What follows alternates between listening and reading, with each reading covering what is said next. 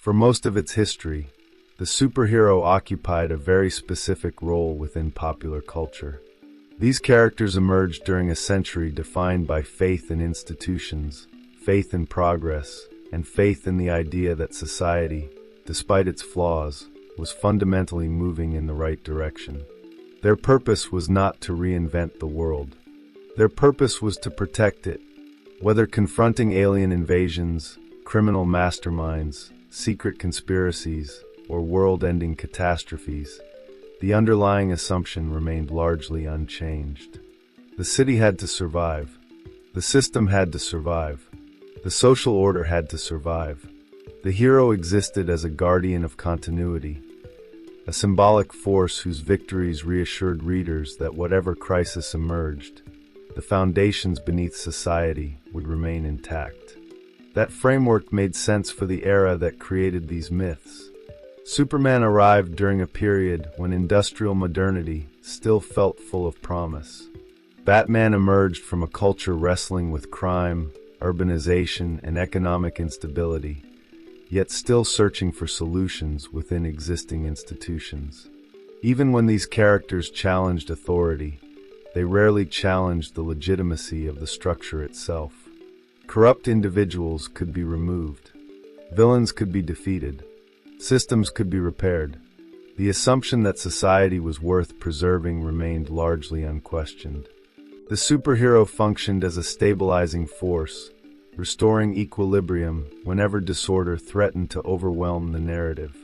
What makes the present moment different is not simply that audiences have changed. It is that the nature of anxiety has changed. Increasingly, younger generations do not experience instability as an interruption of normal life.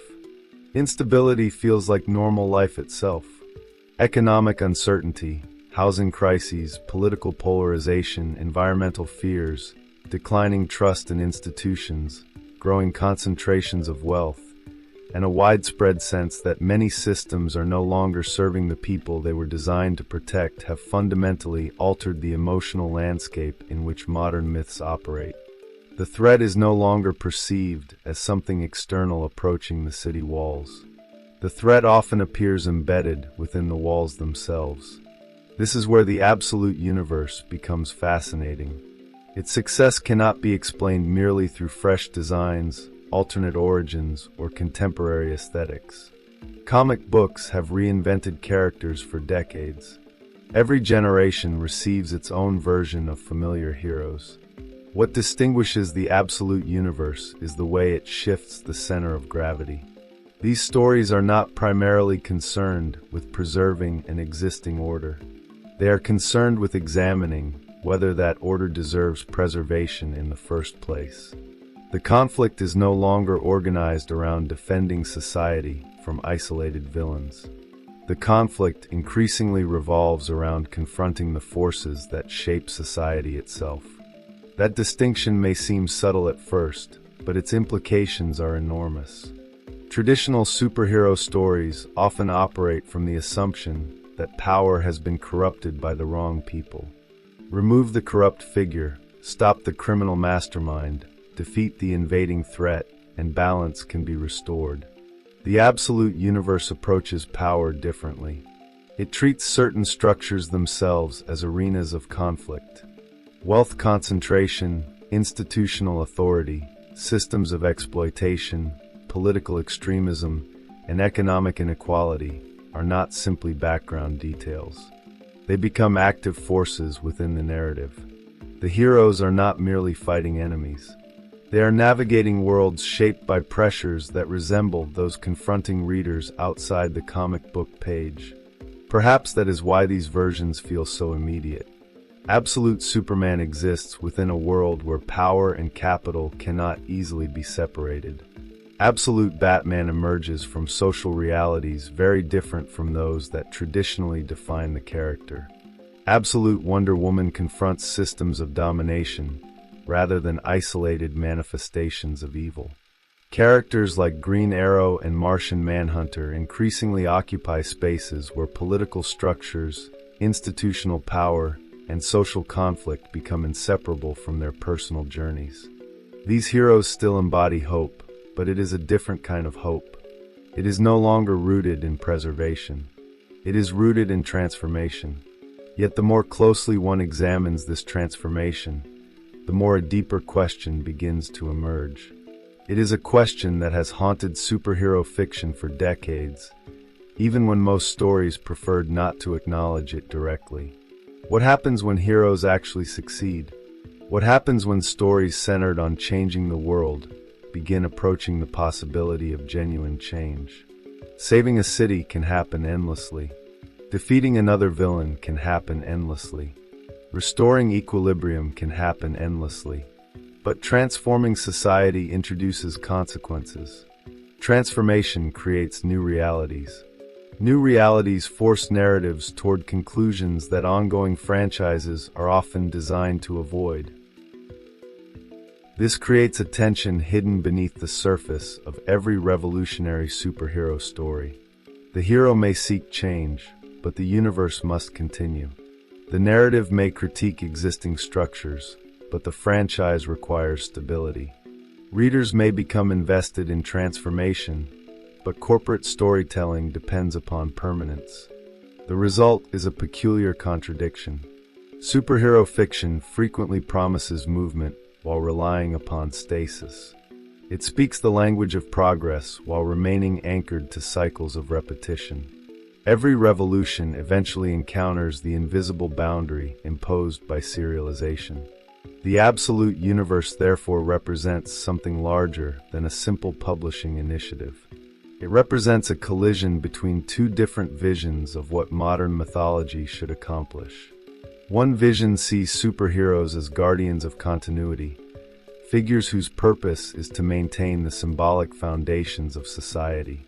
The other sees superheroes as instruments of disruption, figures whose purpose is to expose contradictions, challenge structures, and imagine alternatives. Both impulses have always existed within the genre. What appears different now is the balance between them. The cultural weight seems to be shifting. That shift becomes even more intriguing when viewed through the history of superhero comics themselves. Previous generations attempted similar experiments. Certain stories imagined heroes willing to confront governments, corporations, and institutions directly. They asked whether extraordinary power carried an obligation not merely to defend the world, but to improve it. Yet those experiments repeatedly encountered the same problem. The more effectively heroes changed society, the more difficult it became to sustain the endless narrative machinery surrounding them. Progress threatened permanence. Transformation threatened continuity. The story could only move so far before it encountered the gravitational pull of the status quo. The absolute universe appears to inherit that unresolved dilemma. In some respects, it feels like the continuation of questions that earlier projects could never fully answer. Yet it also reflects a generation increasingly unwilling to accept preservation as an inherently virtuous goal. Younger readers often inhabit a world where existing structures inspire skepticism rather than confidence. For them, the fantasy of maintaining society may feel less compelling than the fantasy of rebuilding it. The superhero is no longer standing at the center of a stable city protecting its foundations. The superhero is standing amid visible fractures, trying to determine whether those foundations can still support the future. And that is the central tension that makes the absolute universe so compelling. The real conflict is not between heroes and villains. It is not even between different versions of familiar characters. The deeper conflict exists between competing visions of the future itself. One vision seeks continuity, preservation, and stability. The other seeks disruption, transformation, and reinvention. As the distance between those visions continues to grow, superhero fiction finds itself confronting a question it has spent generations postponing. If modern heroes are increasingly defined by their ability to challenge systems rather than simply defend them, then eventually every story arrives at the same destination. It must answer what happens after the revolution succeeds. To understand why the absolute universe feels different, it is necessary to step back from the individual stories and examine the symbolic role superheroes have historically played within American culture. Superheroes are often discussed as characters, but they function more accurately as cultural myths. They are vessels through which societies imagine themselves. Their powers matter less than the values they embody. Their villains matter less than the fears they externalize. Every generation inherits these myths, reshapes them according to contemporary pressures, and then passes them forward transformed. The costume remains recognizable. The psychological function changes. This process has happened repeatedly throughout the history of comics. The Superman who emerged during the 20th century reflected a society fascinated by industrial expansion, technological optimism, and the belief that extraordinary individuals could guide humanity toward a better future. Batman embodied anxieties surrounding crime, disorder, and urban decay, while simultaneously expressing faith that intelligence, discipline, and personal responsibility could restore stability. Wonder Woman emerged from conversations surrounding power, gender, and civilization. These characters were never static. They evolved because the societies consuming them evolved. Yet beneath those transformations, one assumption remained remarkably consistent. Their purpose was ultimately preservational. They might challenge corruption, but they rarely questioned the legitimacy of the structure itself. The modern cultural environment complicates that assumption. Younger generations increasingly came of age during periods defined by institutional disappointment rather than institutional confidence. Economic mobility became less certain. Political systems became more polarized. Wealth concentrated into increasingly visible centers of power. Information networks expanded while trust simultaneously eroded. The promise that existing structures would naturally produce better futures began losing credibility. Whether one agrees with that perception is almost secondary. What matters is that the perception exists.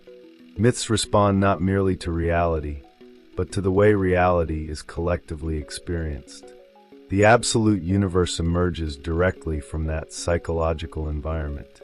Its heroes do not inhabit worlds where social contradictions remain comfortably hidden beneath the surface. Those contradictions are visible from the beginning. They shape the landscape before the characters even enter it.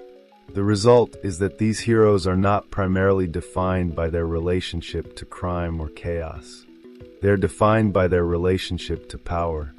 More specifically, by their relationship to systems that distribute power unevenly throughout society. The arena itself changes. The battlefield shifts from isolated threats toward structural tensions.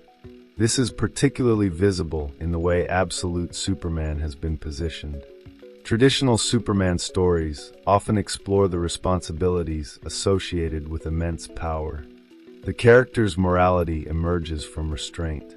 He possesses the ability to dominate the world, but chooses not to.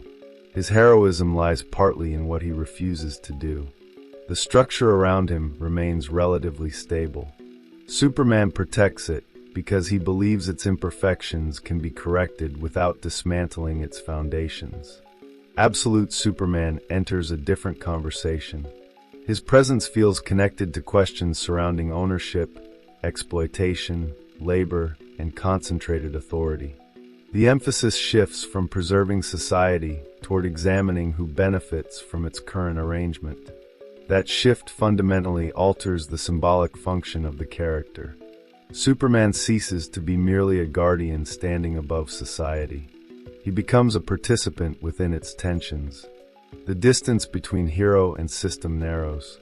Instead of acting as an external corrective force, he becomes entangled in the very conflicts shaping the world around him. This creates a version of Superman that feels less like a distant ideal and more like a response to contemporary frustrations. His significance emerges not from his ability to restore normality, but from his willingness to question whether normality deserves restoration. A similar transformation occurs with Batman. Historically, Batman occupied a curious position within superhero fiction. He represented rebellion, while simultaneously benefiting from immense wealth. He challenged criminals while remaining deeply connected to the structures producing Gotham's inequalities. Writers frequently explored this contradiction, yet the character generally remained anchored to a familiar framework. Bruce Wayne's resources enabled his mission. His status granted him access. His relationship to power remained complex but ultimately functional. The system produced Batman, even as Batman criticized parts of that system. Absolute Batman disrupts that arrangement. By altering his relationship to wealth and privilege, the character's symbolic center changes. The familiar image of the billionaire vigilante begins dissolving. What emerges instead is a figure shaped more directly by the pressures experienced by ordinary people. The fantasy shifts accordingly. The story is no longer asking whether extraordinary wealth can be used responsibly.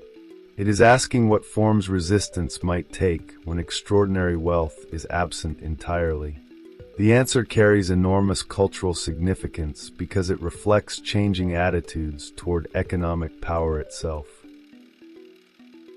Wonder Woman undergoes a parallel evolution. For decades, she embodied ideals associated with compassion, strength, diplomacy, and justice. Her stories frequently explored conflicts between civilization and violence, between domination and cooperation.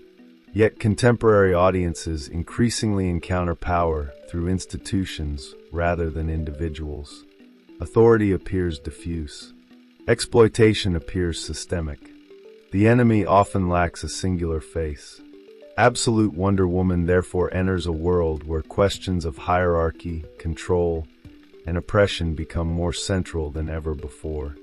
Her struggle becomes inseparable from broader conversations surrounding the legitimacy of the structures governing human life. Green Arrow perhaps illustrates this transition most explicitly. The character has long occupied a unique space within superhero fiction because he openly engaged with political questions many heroes preferred to avoid. He frequently stood closer to social movements than to traditional authority. Yet even Green Arrow often operated within stories ultimately constrained by the genre's commitment to equilibrium. His critiques existed. The world persisted unchanged. The tension remained symbolic rather than transformative. In the absolute universe, that tension feels less decorative and more foundational. The critique moves closer to the center of the narrative itself. Martian Manhunter presents an equally fascinating case. Traditionally, he functioned as an outsider observing humanity from a position of both distance and empathy.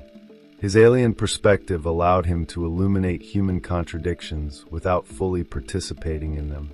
Yet the contemporary moment increasingly values perspectives capable of revealing hidden structures rather than merely describing visible behaviors. The outsider becomes significant not because he observes difference, but because he exposes systems invisible to those living inside them. Absolute Martian Manhunter therefore inherits a symbolic role perfectly suited to a world obsessed with uncovering hidden mechanisms of power. Taken individually, these transformations might appear like isolated creative decisions. Taken collectively, they reveal a deeper pattern. Each character moves away from narratives centered primarily on defending institutions and toward narratives concerned with interrogating them. The shift is neither accidental nor temporary. It reflects broader cultural changes occurring outside comic books. The heroes become mirrors reflecting the anxieties of the era producing them. The villains change because the fears change. The stakes change because the perceived threats change. This is why nostalgia alone cannot fully explain contemporary superhero storytelling. Nostalgia is powerful because it preserves emotional continuity. It offers a symbolic home, a familiar territory where the rules remain stable and recognizable. Older versions of characters continue resonating because they remain connected to formative memories, personal histories, and cultural traditions stretching across generations. There is genuine value in that continuity. Myths survive because they accumulate meaning over time. Their histories become part of their significance. Yet nostalgia possesses limitations. It is fundamentally preservational. It looks backward even when it imagines the future. It treats continuity itself as a virtue. That impulse becomes increasingly difficult to sustain when audiences perceive existing structures as sources of instability rather than protection. Under such conditions, stories centered exclusively on preservation risk feeling disconnected from lived experience. The myth remains recognizable. Its symbolic utility begins to weaken. This tension lies at the heart of the absolute universe. It is not simply introducing younger versions of familiar characters. It is introducing heroes designed for a generation whose relationship with institutions differs dramatically from that of previous generations. The result is not a rejection of traditional mythology, but a reorientation of its purpose. The question is no longer whether heroes can save the world. The question is whether the world they inherited deserves to remain unchanged. And once that question enters the narrative, neutrality becomes impossible. The conflict ceases to be about costumes, continuity, or alternate realities. It becomes a struggle between competing visions of what superhero fiction exists to accomplish. One side views the hero as a guardian standing atop the walls. The other views the hero as someone examining the cracks running through the foundation itself. Everything that follows emerges from the widening distance between those two positions. The first major transformation introduced by the absolute universe is deceptively simple. It changes where the source of conflict resides. Traditional superhero stories generally locate danger outside the social order. The villain emerges from beyond the boundaries of acceptable behavior. He is the criminal, the conqueror, the terrorist, the monster, the mad scientist. Whatever form he takes, his existence reinforces a comforting assumption. The system itself remains fundamentally legitimate. The threat comes from those who violate it. This structure dominated superhero fiction for decades because it served an important psychological function. It allowed audiences to separate disorder from normality. Evil appeared as an interruption. Corruption appeared as an exception. Crisis appeared as a temporary deviation from an otherwise stable reality. Heroes could therefore operate as restorative forces. Their victories returned society to its intended condition. The story achieved closure because the problem existed outside the foundation. The absolute universe approaches that foundation differently. Its stories increasingly suggest that the pressures shaping society cannot be isolated within a single villain. Economic inequality is not one person. Institutional distrust is not one person. Political extremism is not one person. Systems of exploitation do not disappear when a single antagonist is defeated.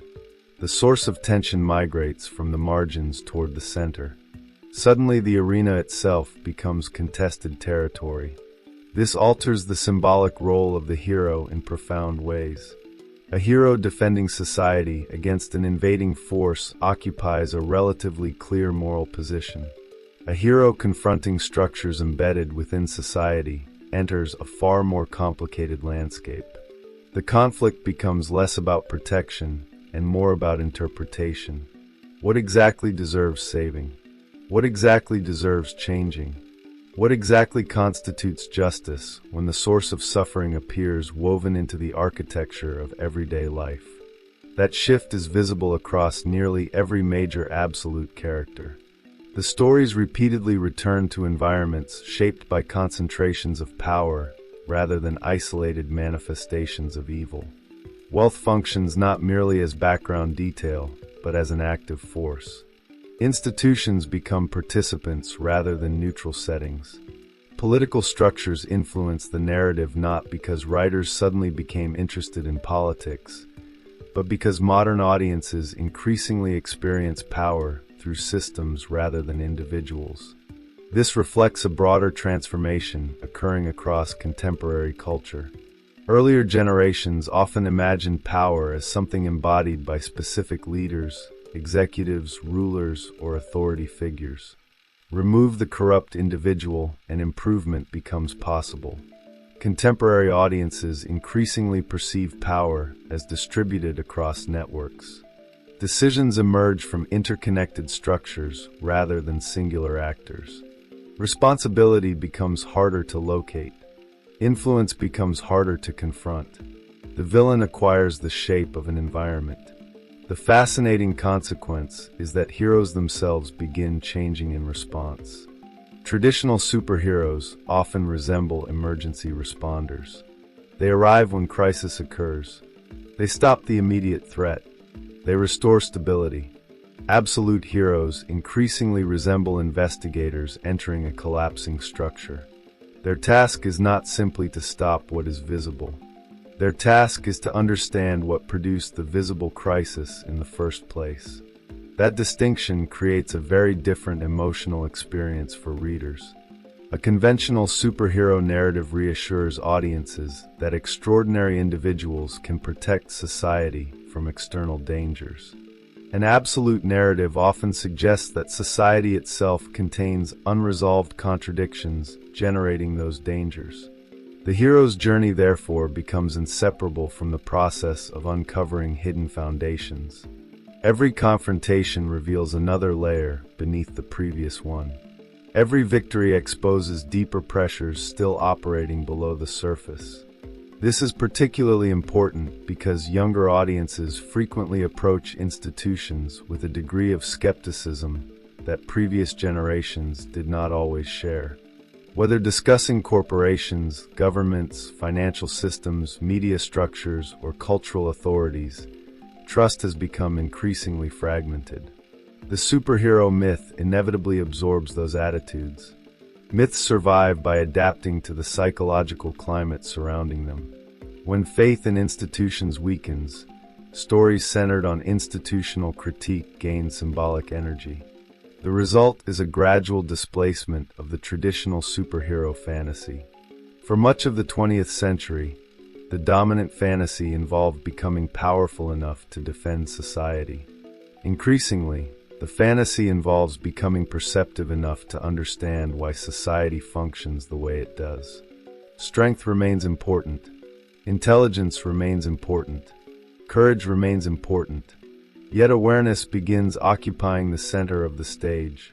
The hero's greatest weapon becomes the ability to see structures others mistake for inevitabilities. This development carries an unexpected consequence. Once systems become visible, neutrality becomes increasingly difficult to maintain. The old model allowed heroes to occupy positions above ideological conflict. They could defend society without fully committing to a particular vision of how society should be organized. Their mission was preservation. Their moral authority derived partly from remaining outside political struggle. The absolute universe steadily erodes that distance. Heroes confronting systemic forces inevitably reveal assumptions about power, justice, inequality, and responsibility. Even attempts at neutrality become meaningful positions. The story can no longer pretend that defending the existing arrangement is a politically invisible act. Preservation itself becomes a choice. Continuity itself becomes a value requiring justification. This is where the tension with nostalgia begins intensifying. Nostalgia functions as a kind of symbolic gravity. It pulls narratives toward familiar configurations because familiarity generates emotional security. Readers recognize the city. They recognize the costumes. They recognize the relationships. The myth remains connected to a stable past. Yet revolutionary narratives move in the opposite direction. They seek transformation. They question assumptions. They challenge inherited arrangements. Inevitably, these impulses begin colliding. The conflict is not simply between old readers and young readers. It is between two different relationships with mythology. One relationship values continuity, because continuity preserves meaning accumulated across decades. The other values reinvention because reinvention allows myths to remain relevant within changing historical conditions. Both impulses are legitimate. Both are necessary. Yet they produce fundamentally different expectations regarding what superheroes should represent. The absolute universe derives much of its energy from refusing to resolve that tension. Instead, it places the contradiction at the center of the narrative. These heroes still wear familiar symbols. They still inherit recognizable identities. Yet the function of those identities begins shifting. The cape remains. The mission changes. The icon survives. The assumptions surrounding the icon evolve. This process reveals something intriguing about superhero fiction as a whole.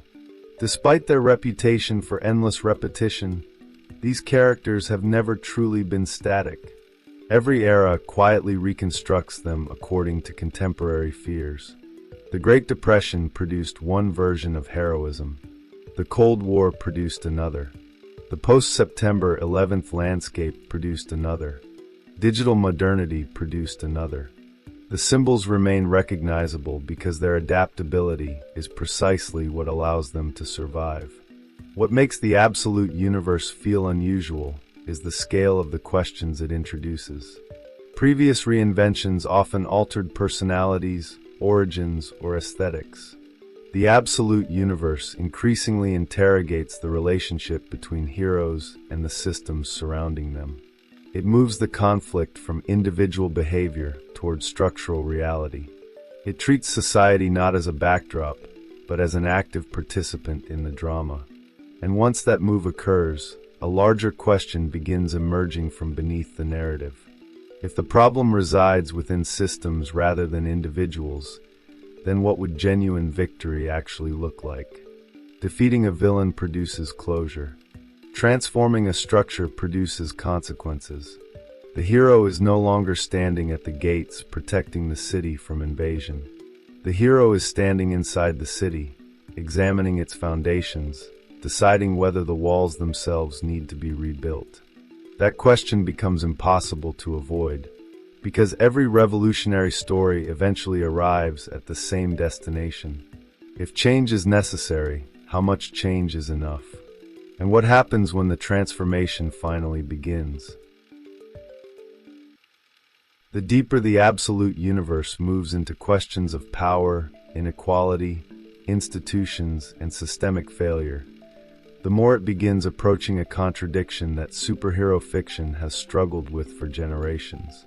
This contradiction does not emerge because the stories are failing. It emerges because they are succeeding. The more convincingly a narrative argues that society's problems originate from structural forces rather than isolated villains, the harder it becomes to justify solutions that leave those structures fundamentally intact. Every critique creates expectations. Every diagnosis creates pressure for a cure. The audience begins demanding consequences proportionate to the problems being identified. For most of superhero history, this tension remained manageable because the genre was built around threats that could be defeated without requiring society itself to transform. The villain could be imprisoned. The alien invasion could be repelled. The terrorist plot could be stopped. The city could be repaired. The social order survived because the narrative never truly challenged its foundations. Readers could enjoy the fantasy of heroism without confronting the possibility that meaningful solutions might require changes extending far beyond the actions of a single individual. The hero restored balance, and balance itself was assumed to be desirable. The absolute universe operates according to a different emotional logic. Its heroes increasingly inhabit worlds where imbalance is not an accident. It is part of the architecture. Economic exploitation is not the result of one corrupt businessman. Political extremism is not the result of one charismatic demagogue. Institutional distrust is not the result of one incompetent leader. These forces appear embedded within larger systems that continue reproducing themselves regardless of which individuals occupy positions of authority. The source of conflict, therefore, becomes more difficult to isolate and infinitely more difficult to resolve. This transforms the symbolic role of victory. In a traditional superhero story, victory restores order. In a story centered on structural critique, victory raises uncomfortable questions about what order actually means. If the existing arrangement produces suffering, then restoring it ceases to feel heroic. The narrative begins moving toward a different destination. It begins asking whether entirely new arrangements are necessary. The hero ceases to function merely as a defender of society and starts resembling a figure standing at the edge of a frontier, looking toward a landscape that has not yet been built. That movement creates extraordinary dramatic energy because it aligns with broader cultural frustrations. Many contemporary audiences no longer perceive the future as an improved version of the present. They often perceive the future as something uncertain, contested, and increasingly disconnected from the institutions that once promised stability. The old fantasy involved protecting civilization from collapse. The emerging fantasy involves rebuilding civilization after recognizing that certain parts of it may already be failing. The emotional center of the myth shifts from preservation toward transformation. Yet transformation introduces responsibilities that preservation can avoid. Defending a city is relatively straightforward. Reimagining a city requires choices. Defending institutions requires loyalty. Replacing institutions requires vision. The moment a narrative begins suggesting that existing structures are inadequate, it inherits the burden of imagining alternatives. This is where many revolutionary stories encounter resistance, not because their criticisms lack validity, but because creating a future is more difficult than identifying flaws in the present. The history of superhero comics is filled with attempts to navigate this dilemma. Again and again, writers have imagined heroes who become dissatisfied with merely reacting to crises. These characters begin asking why the same disasters keep recurring. They start examining the foundations beneath the visible conflicts. They become frustrated with endless cycles of intervention that leave underlying conditions unchanged. The logic is understandable. If extraordinary power exists, why should it be limited to emergency response? Why should it not be used to prevent the emergency from happening in the first place? This question produced some of the most influential stories in modern superhero fiction. It also produced some of the genre's most difficult problems. Once heroes begin reshaping society, they stop functioning solely as symbols of hope and begin functioning as agents of political and cultural transformation. Their victories acquire consequences extending beyond individual storylines. The narrative can no longer return comfortably to its starting position because the starting position itself has been altered. Every success changes the map. This is one of the reasons comparisons between the absolute universe and the authority feel increasingly unavoidable. Both emerge from dissatisfaction with passive heroism. Both question whether extraordinary individuals should merely defend existing arrangements. Both challenge the assumption that preserving the status quo is inherently virtuous. Yet there is an important distinction between them. The authority often focused on powerful figures attempting to impose change upon the world. The absolute universe frequently focuses on heroes emerging from worlds already shaped by inequality, exploitation, institutional failure, and social fragmentation. The emphasis shifts from intervention toward origin. These characters are not simply responding to broken systems. They are products of those systems. That difference creates a more intimate relationship between hero and environment. The conflict is no longer external. The system is not merely something standing opposite the protagonist.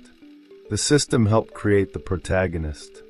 Every frustration, every ambition, every act of resistance emerges from conditions that existed long before the hero entered the story. The narrative becomes less concerned with how power should be exercised and more concerned with why certain structures continue generating dissatisfaction across generations. This may explain why younger audiences often respond so strongly to these interpretations. They recognize the terrain. They recognize institutions that appear distant from ordinary experience. They recognize economic pressures shaping daily life. They recognize political structures that often seem incapable of resolving the problems they promise to address. The absolute universe transforms these diffuse experiences into narrative conflict. It gives symbolic form to anxieties that already exist within the culture. The heroes become compelling not because they possess extraordinary abilities, but because they appear capable of confronting forces that many readers experience as overwhelming and impersonal. Yet every step toward that confrontation intensifies the central contradiction. The more revolutionary the story becomes, the more it must eventually answer what revolution is supposed to accomplish. Critique alone cannot sustain a mythology indefinitely. Exposure alone cannot sustain a mythology indefinitely. Readers eventually seek movement. They seek consequences. They seek evidence that the struggle matters. The narrative pressure gradually shifts from identifying problems toward imagining futures. This is where the absolute universe approaches the same fault line that has challenged every transformative superhero project before it. If the heroes fail, the critique loses much of its power. If the heroes succeed, the world changes. If the world changes, the narrative enters unfamiliar territory. The structures that generated the original conflict begin disappearing. New conflicts emerge. New assumptions emerge. New myths become necessary. Success destabilizes the very conditions that made the story possible. The paradox is remarkable when viewed from a distance. The genre increasingly produces heroes defined by their ability to challenge systems, yet the medium itself remains dependent upon maintaining recognizable worlds.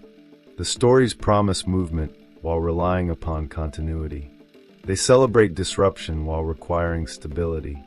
They encourage audiences to imagine alternatives while repeatedly returning to familiar foundations. The contradiction is not hidden anymore. It sits at the center of the stage, visible to readers, visible to creators, and increasingly visible to the characters themselves. What makes the absolute universe fascinating is not that it has solved this problem. It has not. No superhero universe has. What makes it fascinating is that it appears willing to move closer to the problem than many previous iterations were willing to go. These stories repeatedly place their heroes in direct confrontation with structures rather than symptoms. They repeatedly ask questions that preservation-oriented mythology often avoids. They repeatedly push readers toward the same uncomfortable horizon. Eventually, every story about changing the world arrives at a moment where change must become more than a slogan. It must become reality. And the moment reality begins transforming, the story enters its most dangerous territory. Not because failure becomes possible, but because success does. The most difficult question facing the absolute universe is not whether its heroes can challenge systems. It is whether they can remain revolutionary after becoming successful. History suggests that this is where every transformative movement encounters its greatest test. Radical ideas derive their energy from opposition. They emerge from the margins. They define themselves against existing structures. Yet when those ideas become popular, they begin attracting institutions, audiences, markets, and expectations. What once existed outside the center gradually moves toward it. The revolutionary eventually discovers that visibility carries its own form of gravity. This process is not unique to politics, culture, or social movements. It appears repeatedly throughout the history of mythology itself. Every generation creates stories that challenge prevailing assumptions. Over time, those stories become familiar. The symbols once associated with disruption become part of the cultural landscape. What was once provocative becomes recognizable. What was once rebellious becomes tradition. The myth survives, but its relationship to power changes. The outsider slowly becomes part of the structure he once opposed. Superheroes have experienced this cycle countless times. Many of the characters now associated with cultural permanence began as deeply disruptive figures. Superman's earliest stories contained a level of social anger that often surprises modern readers. He confronted corrupt businessmen, exploitative employers, abusive authority figures, and concentrations of power that appeared immune to accountability. Batman emerged as a vigilante operating outside conventional institutions. Wonder Woman challenged assumptions surrounding gender, authority, and social hierarchy. These characters were never merely defenders of the status quo. They became symbols of continuity only after decades of cultural integration transformed them into institutions themselves. This historical pattern creates an intriguing possibility. The absolute universe may not simply represent a new version of DC's mythology. It may represent the latest stage in a recurring cycle through which every generation reconstructs heroism according to its own relationship with power. What feels radical today may eventually become conventional. What feels disruptive today may eventually become foundational. The question is not whether this process will occur. The question is how quickly it will happen. Younger audiences often gravitate toward myths that reflect the pressures defining their historical moment. At present, many of those pressures revolve around systems rather than individuals. Economic inequality, institutional distrust, political fragmentation, and concentrated power increasingly shape public consciousness. It therefore makes sense that superheroes confronting those forces would feel relevant. They occupy the same symbolic territory as the anxieties surrounding them. They transform diffuse frustrations into visible conflict. They provide narratives through which contemporary fears can be examined, challenged, and understood. Yet popularity inevitably changes the relationship between myth and audience. The more successful a revolutionary narrative becomes, the more pressure emerges to stabilize it. Readers develop expectations. Publishers develop incentives. Franchises develop infrastructure. The myth gradually accumulates its own institutional weight. The energy that originally came from disruption begins encountering demands for continuity. The center absorbs the challenge that once threatened it. This is precisely where the absolute universe becomes more than a publishing experiment. It becomes a test of whether modern superhero fiction can sustain transformation without immediately converting that transformation into another form of permanence. The challenge is not defeating billionaires, confronting exploitative systems, questioning institutions, or exposing structures of power. The challenge is preserving the narrative momentum created by those conflicts after they become commercially successful. The challenge is preventing revolution from becoming nostalgia. Because nostalgia does not only affect old stories, it eventually affects new ones as well. Every mythology accumulates memories. Every generation develops emotional attachments to the versions of characters that accompanied its formative experiences. The same readers currently embracing the absolute universe may eventually become its guardians. They may one day defend its interpretations against future reinventions. They may become attached to its assumptions, its symbols, and its moral framework in exactly the same way previous generations became attached to earlier versions of Superman, Batman, Wonder Woman, Green Arrow, and Martian Manhunter. The cycle is difficult to avoid because nostalgia is not merely a cultural phenomenon. It is a psychological one. Human beings seek continuity. They seek familiar territory amid uncertainty. Stories become symbolic homes. The myths that help people understand one period of history acquire emotional significance that extends beyond their original context. Eventually, preserving the story becomes intertwined with preserving a part of oneself. This is why the conflict between traditional DC continuity and the absolute universe should not be understood as a battle between right and wrong interpretations. It is more accurately understood as a struggle between different historical relationships to the same symbols. Older versions of these characters emerged from one set of cultural conditions. Absolute versions emerge from another. Each reflects the fears, aspirations, contradictions, and pressures of the era producing them. Neither exists outside history. Both are products of it. What makes the current moment feel significant is that the cultural center of gravity appears to be moving. Increasingly, stories about preservation seem less capable of capturing the anxieties defining contemporary life. Stories about transformation, disruption, and structural critique appear more aligned with the emotional landscape many younger readers inhabit. The superhero remains recognizable, but the mission changes. The costume survives, but the symbolic function evolves. The myth adapts because the world surrounding it has changed. And yet the deeper contradiction remains unresolved. Every revolutionary superhero story eventually approaches the same horizon.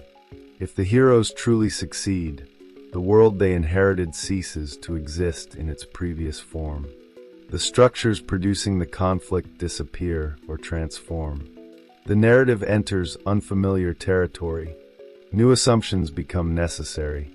New myths become necessary. Success alters the conditions that made the original story possible.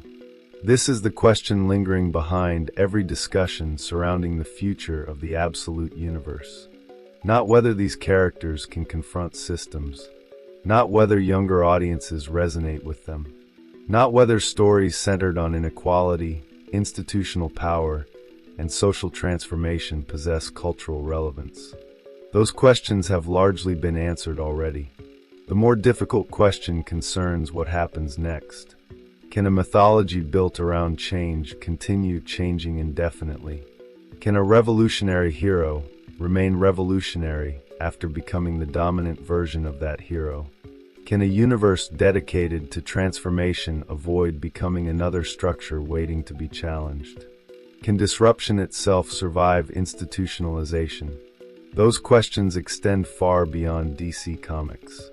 They touch the fundamental relationship between storytelling and history. Every era inherits myths from the generations that came before it. Every era modifies those myths according to its own fears and ambitions. Every era believes its version addresses problems previous versions could not solve.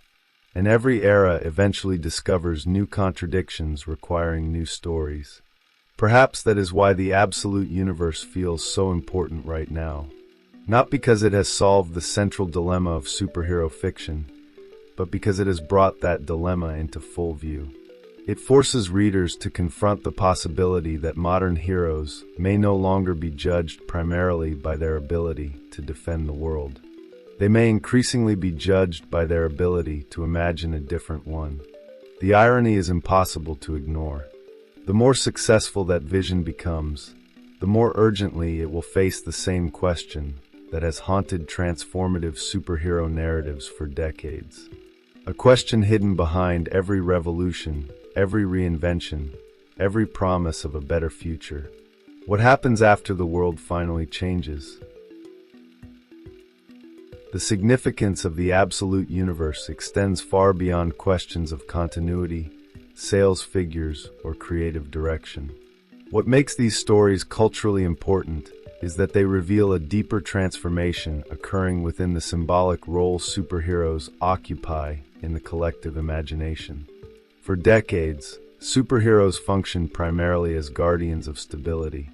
They represented the fantasy that extraordinary individuals could protect society from threats without requiring society itself to fundamentally change. The hero stood between civilization and chaos. His purpose was not to reinvent the world. His purpose was to preserve it.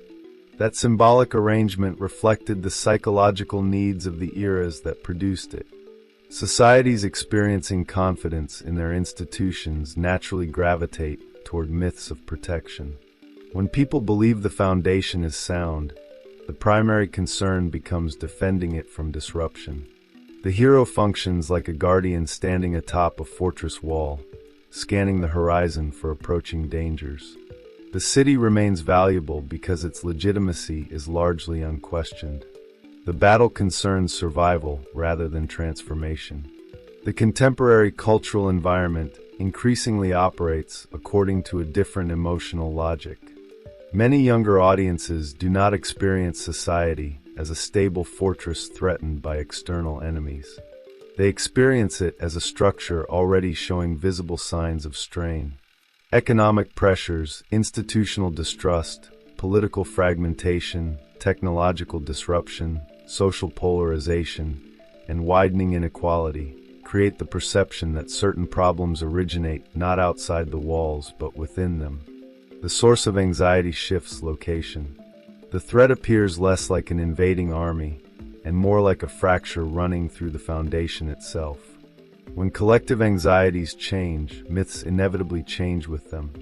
This is why the absolute universe resonates in ways that extend beyond simple preferences for alternate versions of familiar characters. These stories are not merely offering different heroes. They are offering a different relationship between heroism and power. The traditional superhero often derives legitimacy from defending society. The absolute hero increasingly derives legitimacy from questioning it. The distinction appears subtle. Its consequences are enormous. At the symbolic level, this transformation represents a movement away from myths of preservation and toward myths of disruption. Throughout history, periods of relative stability often produce narratives centered on continuity, inheritance, and maintenance. Periods of uncertainty frequently produce narratives centered on reinvention, rupture, and transformation. The absolute universe belongs firmly to the latter category. Its heroes operate less like custodians of inherited systems and more like explorers navigating contested territory whose future remains undecided. This shift reveals something fascinating about the relationship between fiction and historical consciousness. Superheroes are often treated as escapist fantasies, yet their greatest strength has always been their ability to absorb social anxieties and translate them into symbolic form. They function as cultural mirrors. The reflection is never literal. It is psychological. The villain embodies fear. The hero embodies aspiration. The conflict externalizes tensions already present within the society consuming the story. Viewed through this lens, the popularity of characters confronting billionaires, exploitative systems, institutional authority, and concentrated power begins making perfect sense. These figures represent symbolic responses to contemporary frustrations. They transform abstract anxieties into visible narratives. Readers may not possess direct influence over the systems shaping their lives, but they can participate imaginatively in stories where those systems become identifiable, confrontable, and vulnerable. This process generates a powerful form of identification. Traditional superhero stories often encouraged audiences to project themselves into the role of the protector. The fantasy involved possessing enough strength, intelligence, or courage to defend society from harm. Increasingly, modern stories invite audiences to project themselves into the role of the challenger. The fantasy shifts from preservation toward transformation. Heroism becomes associated not with maintaining existing arrangements, but with confronting forces that appear responsible for collective dissatisfaction.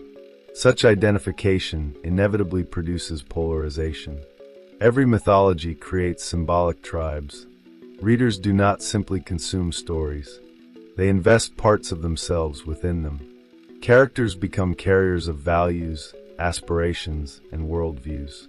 Debates about fictional universes frequently appear disproportionate to their subject matter because they rarely concern fiction alone.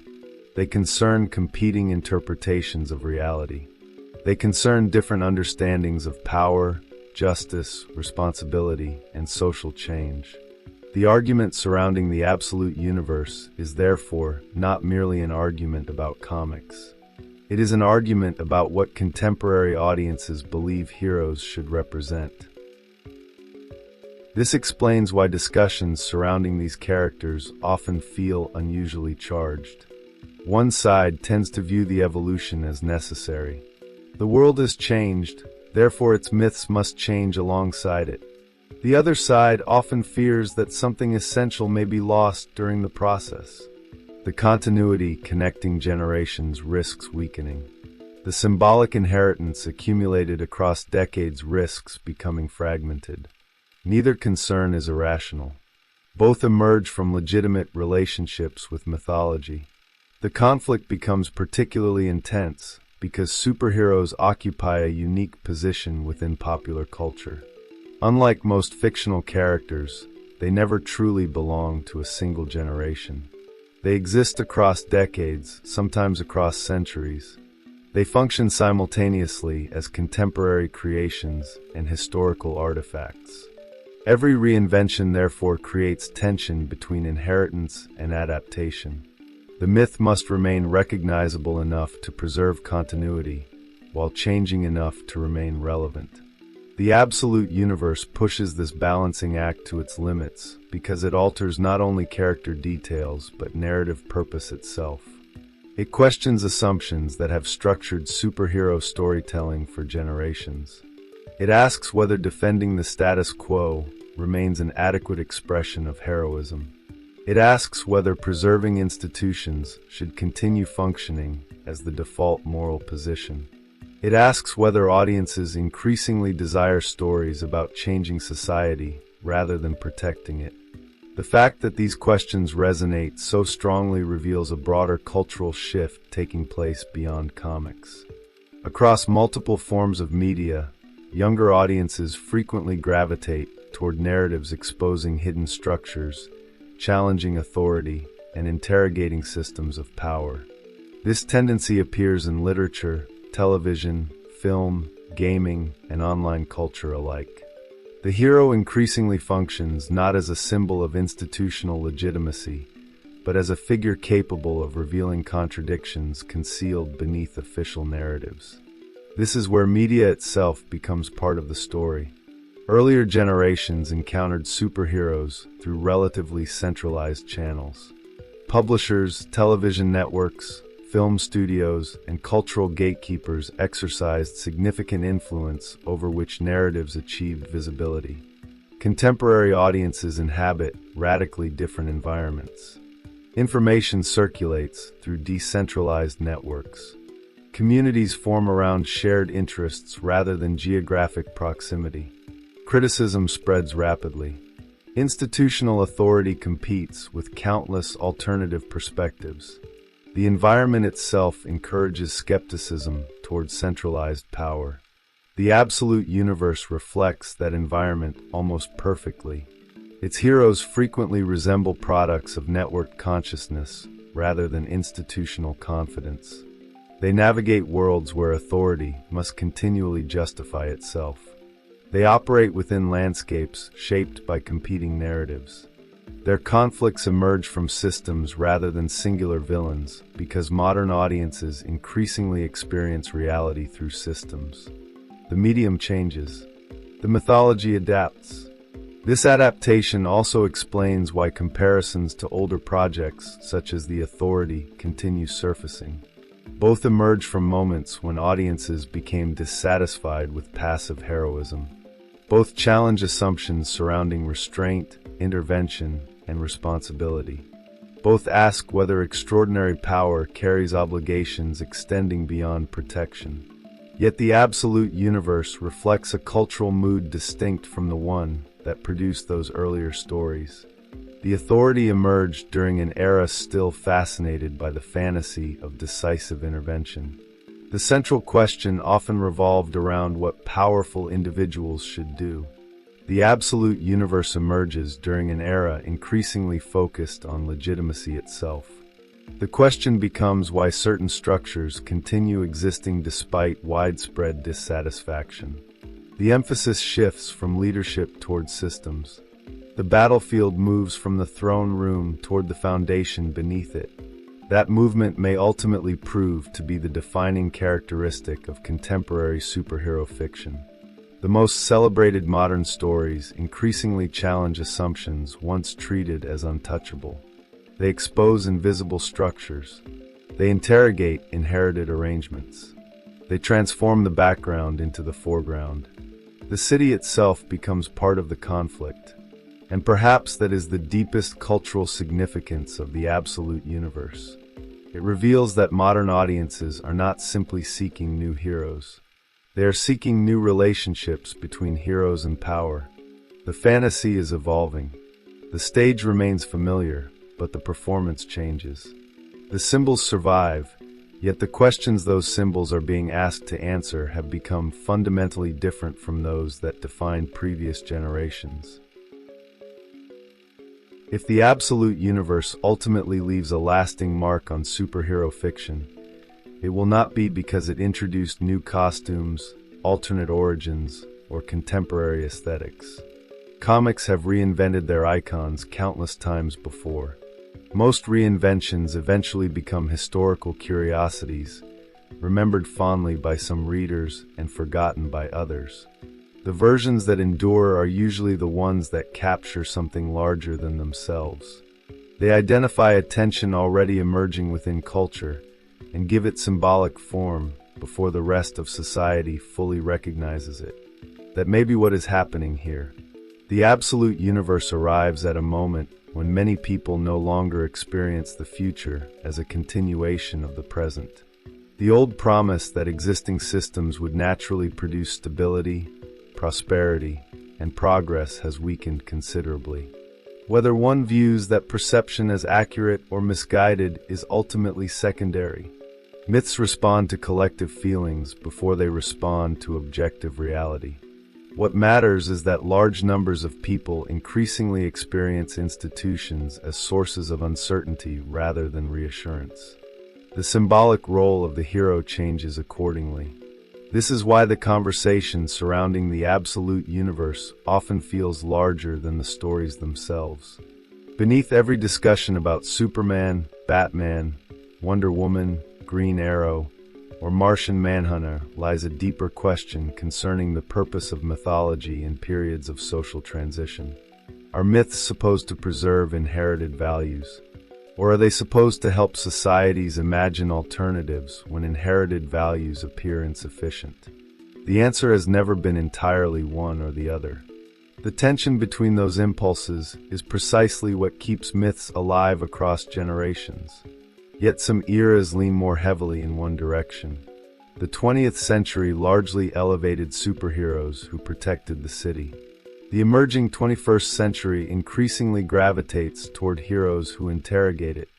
The difference may appear small from a distance. Symbolically, it is enormous. One framework assumes legitimacy and seeks protection. The other assumes instability and seeks transformation. One treats the existing structure as a home worth defending. The other examines whether the structure can continue supporting those living inside it. This does not mean traditional versions of these characters will disappear. Quite the opposite. The older interpretations possess something extraordinarily difficult to replace. They carry accumulated symbolic weight. They contain decades of cultural memory.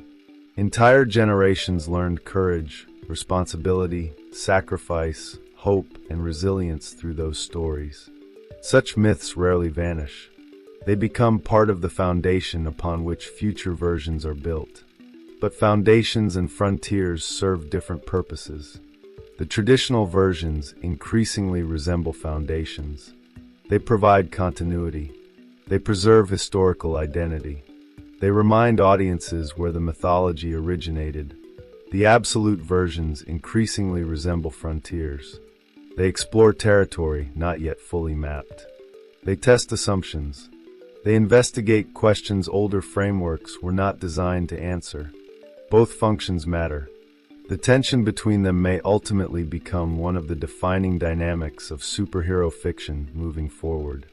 What makes this especially fascinating is that the absolute universe may eventually encounter the very problem it currently critiques. If it continues growing in popularity, if younger readers adopt these interpretations as their definitive versions of the characters, then those stories will gradually acquire their own institutional weight. Their assumptions will become familiar. Their symbols will become established. Their narratives will become part of the cultural landscape. The revolutionary frontier will slowly become another foundation. History suggests that this outcome is not merely possible. It is almost inevitable. Every successful mythology eventually faces institutionalization. Every disruptive idea eventually attracts guardians. Every generation's rebellion eventually becomes another generation's inheritance. The process is not evidence of failure. It is evidence of success. A myth becomes culturally significant precisely when it survives long enough to be challenged by the future. This observation reveals something important about the relationship between the absolute universe and projects like The Authority. They should not be viewed simply as separate creative initiatives. They are expressions of the same recurring impulse within superhero fiction. Again and again, creators become dissatisfied with stories centered solely on preservation. Again and again, they attempt to push heroes toward transformation. Again and again, they confront the same contradiction. How does a mythology built around change survive after change occurs? The Authority approached this dilemma through intervention. The absolute universe approaches it through emergence. One imagined heroes attempting to reshape the world. The other imagines heroes born from a world already shaped by systemic pressures. Yet both ultimately travel toward the same horizon. Both ask whether superhero fiction can sustain meaningful transformation without dissolving the structures that allow the genre to exist. That question remains unanswered. In many ways, it may be unanswerable. Superhero universes occupy a unique position among modern myths because they are simultaneously narratives and institutions. They tell stories about change while existing within systems dependent upon continuity. They celebrate disruption while requiring stability. They promise movement while resisting final destinations. The contradiction is not a flaw in the genre. It is one of the forces that defines it. Perhaps that is why the most enduring superhero stories are rarely those that resolve these tensions. The most enduring stories are usually the ones that expose them. They reveal fractures hidden beneath the surface. They illuminate pressures operating within the foundation. They transform invisible contradictions into visible conflicts. Their value lies not in providing answers, but in clarifying the questions. The absolute universe performs precisely that function. Its greatest achievement may not be that it offers a new future for DC.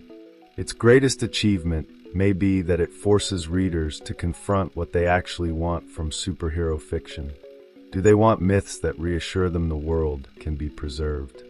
Do they want myths that imagine the world transformed? Can those desires coexist? Can a genre built upon endless continuation genuinely accommodate narratives pointing toward revolutionary change? These questions extend far beyond comic books. They touch the role mythology plays within every society confronting uncertainty about its future. Every era creates heroes reflecting its deepest anxieties and aspirations. Every era reinvents familiar symbols according to its own historical pressures. Every era believes its struggles are unique, only to discover that the tension between continuity and transformation never fully disappears. And so the story returns to its original question. If superheroes embody the dreams of their time, what does it mean that modern heroes increasingly confront systems rather than supervillains? What does it mean that younger audiences appear drawn toward myths of disruption rather than preservation? What does it mean that some of the most celebrated contemporary superhero stories derive their power not from defending the world, but from questioning it? The answer may determine far more than the future of the absolute universe. It may determine the future of superhero fiction itself. Because every revolutionary mythology eventually arrives at the same threshold. Beyond that threshold waits the question that no universe, no franchise, and no generation has ever fully escaped. The question waiting at the end of every dream of transformation, every challenge to power, every promise that a better world is possible. What happens after the revolution succeeds?